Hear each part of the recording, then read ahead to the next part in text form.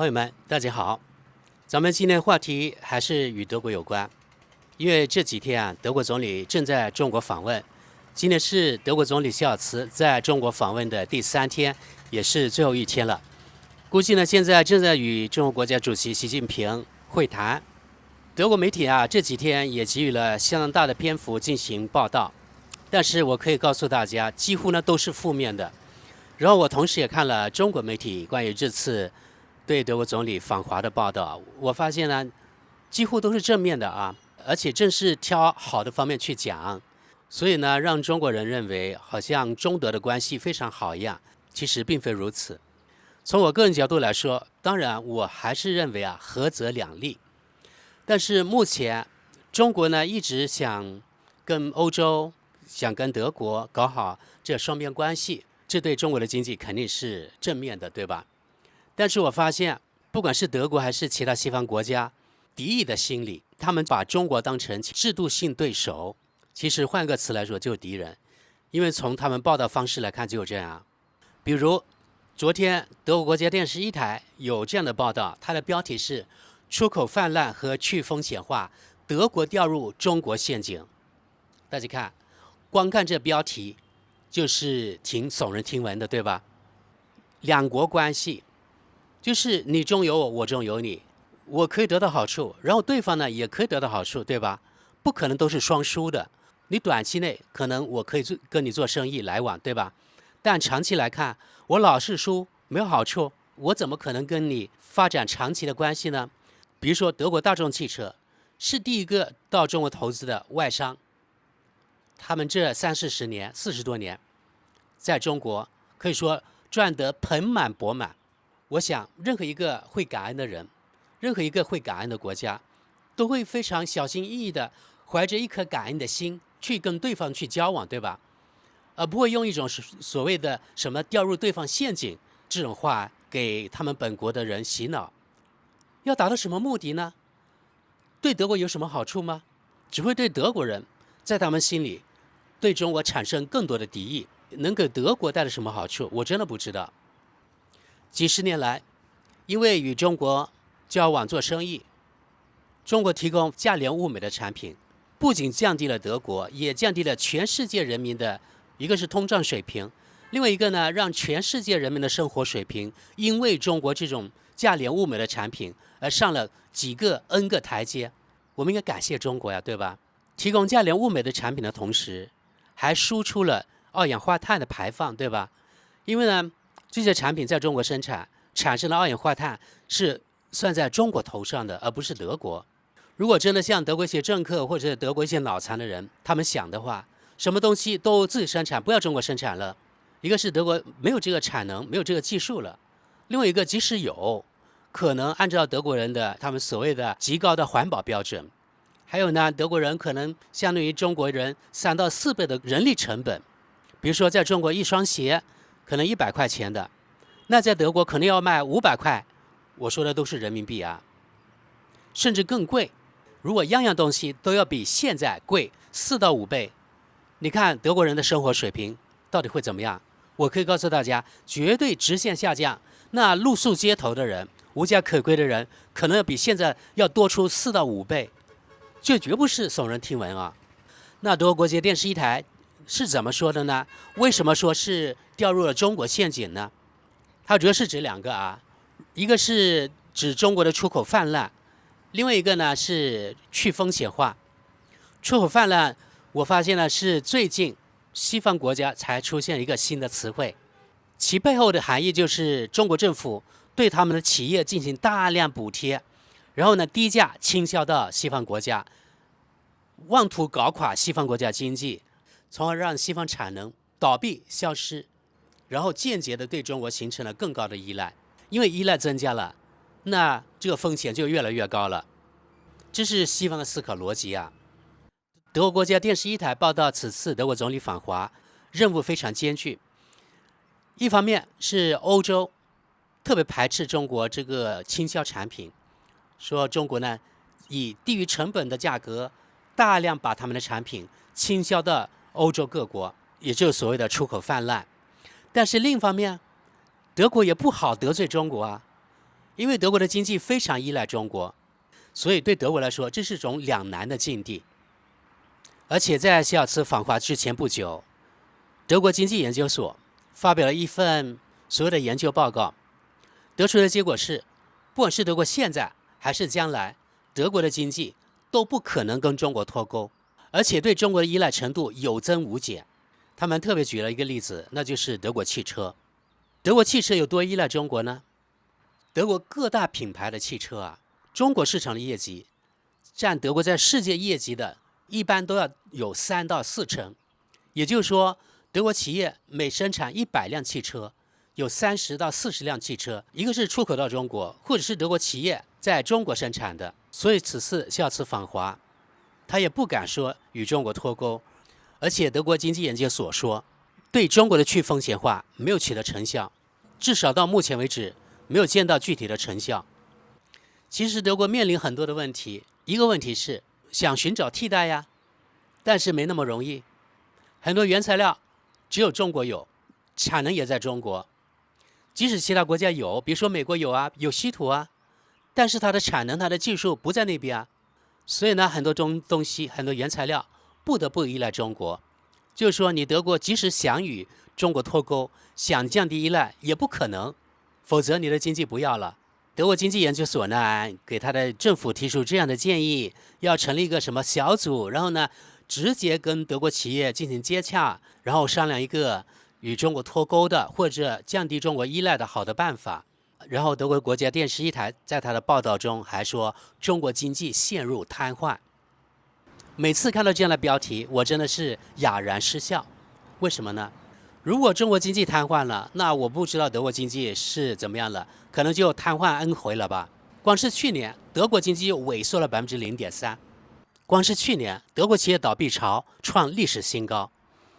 比前一年，也就是比2022年增加了1/5，一共有17812家德国企业倒闭。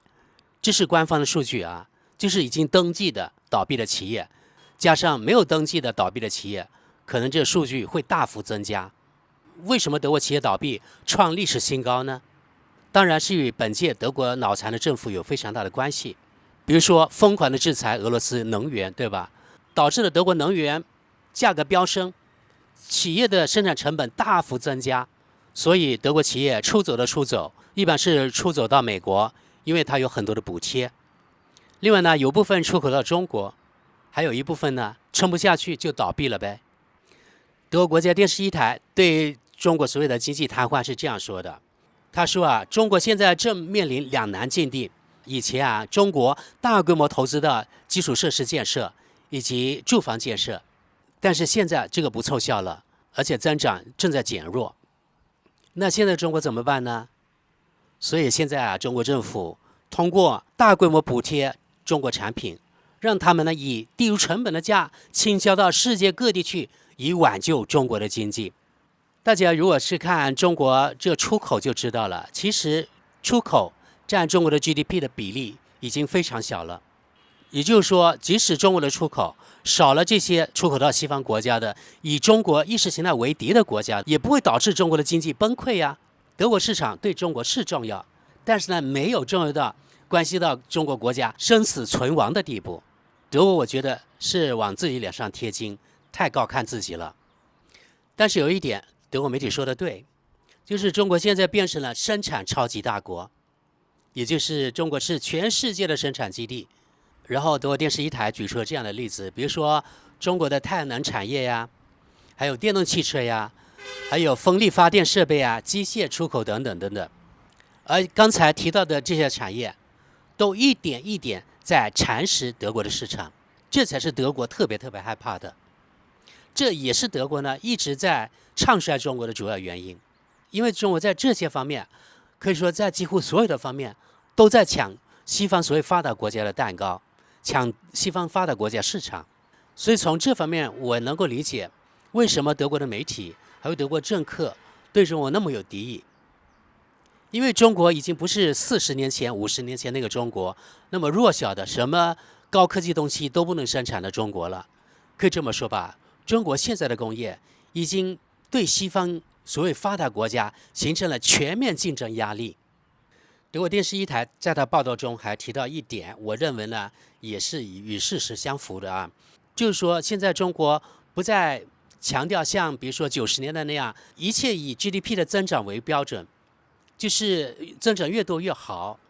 现在特别是自从习主席上台以来，就是强调有质量的经济增长，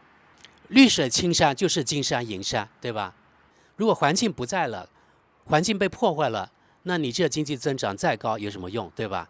所以德国电视一台说啊，这些年中国政府将重点放在具有战略意义的重要领域的质量增长上，比如说芯片制造呀、机器人呐、人工智能呀、能源生产和交通等等。中国的目标是在这些领域能够尽可能的独立于外国。为了实现这个目标，中国正在推动研究、发展相应的基础设施，并提高生产率。中国做到自主也是有道理的，对吧？在过去我们也知道，当中国没有这个技术的时候，那西方出口到中国或者西方出口到世界的产品，他们都是个天价呀，他们割了全世界多少韭菜，对吧？因为有这样高附加值、超高的利润，所以才能支撑西方所谓发达国家他们的生活水平以及他们的福利体系。而中国人起早贪黑，比如说中国人呢要生产8亿双袜子或者8亿件衬衫，才能够换一架比如说波音飞机，对吧？8亿件呢，想想看，有多少中国人血汗钱呢？中国人不比西方人笨，而且在很多方面要远远超过西方人。所以西方人能生产的东西，从目前的态势来看，每个中国人都相信中国人一定能够生产。即使是所谓工业的皇冠，比如说光刻机等等，你们能够生产，那中国人绝对做得到。中国人需要一些时间，这点我非常确信。特别是通过我自己在德国、在西方国家居住这30年的耳闻目睹，普通的德国人，还有所谓的德国的精英是些什么东西，他们没有3头6臂，所以呢，中国人这点真的不用气馁，绝对能够做得到。小茨此次访问中国，德国电视一台说，他呼吁不搞倾销，不过度生产。倾销我就不说了，就是西方人认为啊，凡是出口到国外的东西，中国政府都补贴。我就想了，如果是中国政府花大量的资金去补贴，老是做亏本生意，那中国这政府还有中国这个国家，不是早就破产了吗？对吧？那为什么另一方面，不仅是德国还是美国，反正西方国家都认为呢，中国人非常有钱，中国政府非常有钱，你看大搞一带一路，全世界大撒币，这些都是西方媒体说的啊。但是另外一方面又说中国大规模补贴，钱从哪里来，对吧？补贴就表明呢，中国人没赚钱呢。如果中国人没赚钱，那怎么会有钱到全世界去投资呢？去搞基建呢？去搞一带一路呢？然后呢，还把中国的一带一路说成是中国的债务陷阱。反正我发现呢，西方人说话总是前后矛盾的。就像有人说的啊，153中国崩溃，246中国威胁。如果西方国家少一点罢工，如果西方国家少一点补贴，如果西方国家少养一些懒汉，如果西方国家少收一些所谓的难民，比如说乌克兰的几百万难民，那德国企业家可以大规模降低他们的生产成本，那他们的产品可能就会更加有优势。就是因为西方啊，在工业上现在已经竞争不过中国了，他们的生产成本太高，所以德国人认为啊，我们德国企业生产成本那么高，你中国生产的成本不到只有德国1/10，不可能，绝对不可能。所以才有此类弱智的谣言在德国大行其道，在西方也大行其道，那就是比如说新疆强迫劳动，所以让中国的生产成本大幅降低，就说它没有人力成本，所以中国的生产的东西就便宜呗。德国媒体从来不说就是新疆到底有多少人，维吾尔族到底有多少人，他们认为这大规模的强迫劳动就可以为全中国生产产品，然后呢，全中国的生产成本就大幅降低了，这是他们的逻辑啊。另外一个就是所谓的过度生产，也就是我们中国人说的产能过剩。一段时间以来，西方政客还有西方的媒体，西方媒体一般是配合西方政客，而且是自动配合的啊。他们说，现在中国在输出它的产能过剩，中国以极低的价格、以低成本的价格倾销他们的产品到世界各地。也就是说，产能过剩和出口倾销、出口泛滥是相辅相成的。其实以前我们知道啊，倡导所谓的市场经济是西方，对不对？他们当年就是想通过这个打开中国市场，然后呢占领中国市场，让中国的经济呢完全依赖西方，然后改变中国的制度。这是西方当时美好的想法。还有，市场能够调整一切，这是我们知道的市场经济的原理，对吧？而中国现在完全是遵循这个市场经济原理。中国企业老板他们可不是白痴啊，他们想赚钱，对吧？所以中国的产能可能要大大高于全世界几个发达国家的总和。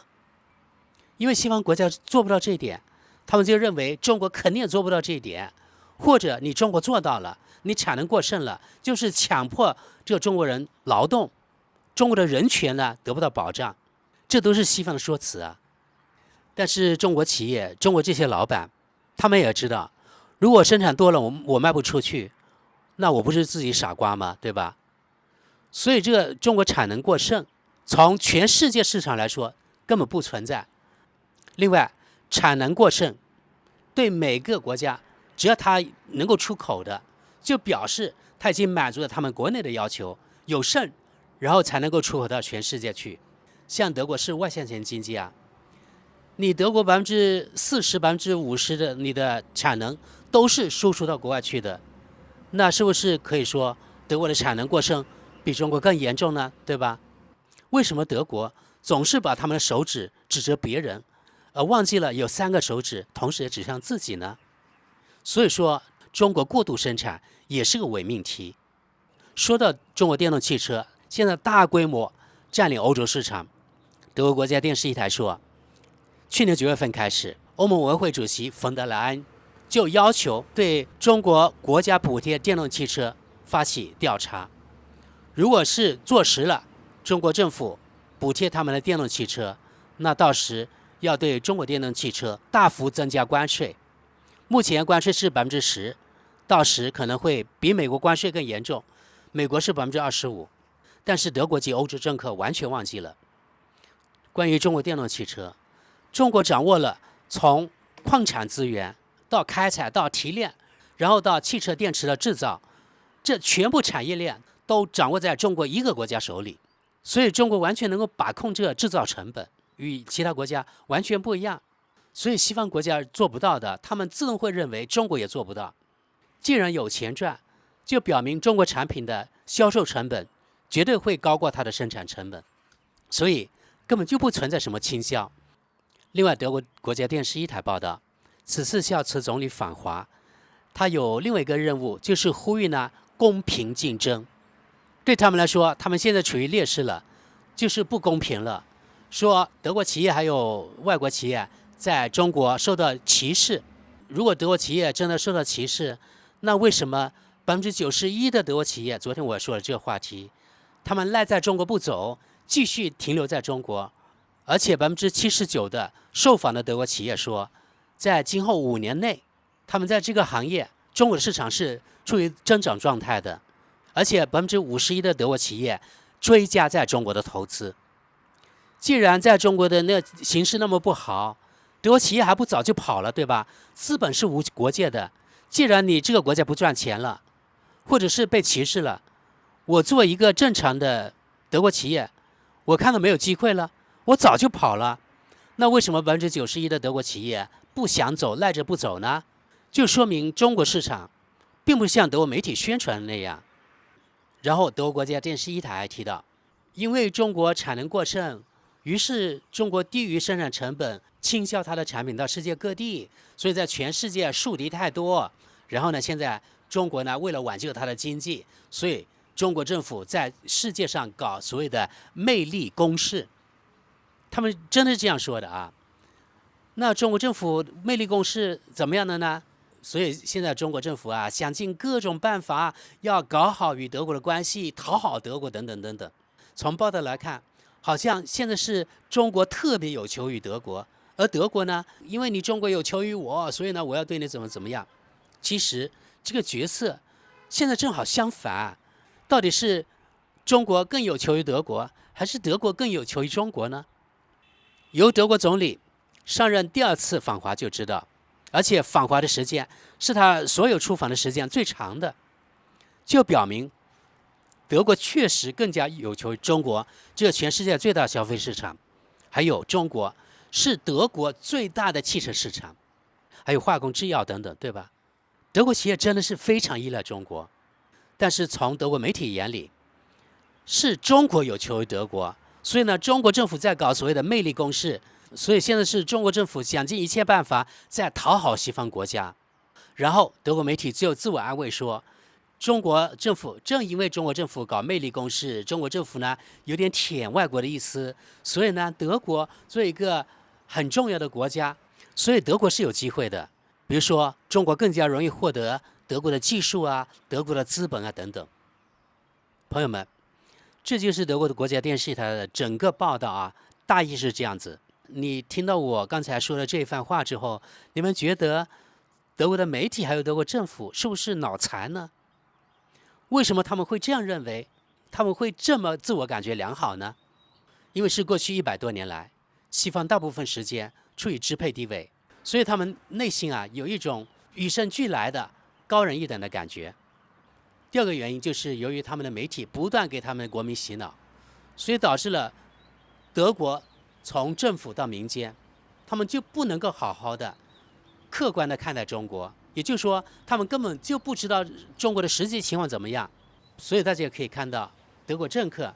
还有德国媒体呢，里面发表评论的德国人，他们讲的东西都是复制他们媒体说的，对中国的看法都是极端错误的。而真正能够独立思考的西方人、德国人，真的少之又少，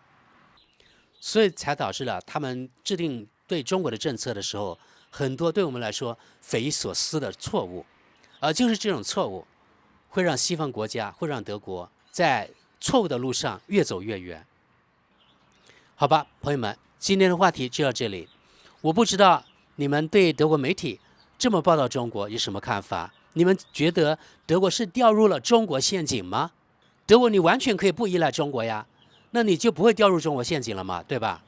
那为什么德国企业、德国人1分钟都少不了中国产品呢？没有德国市场，中国人不会饿死。但是反过来，如果没有中国市场，你德国很多的工业，特别是汽车工业，可能很快就要关门了。所以，到底是德国掉入中国陷阱，还是德国主动拥抱中国这全世界最大的市场？这点，请德国人搞清楚。我最讨厌就是不懂得感恩的人，得了便宜还卖乖的人，而德国以及德国人就是这样。你们说对不对？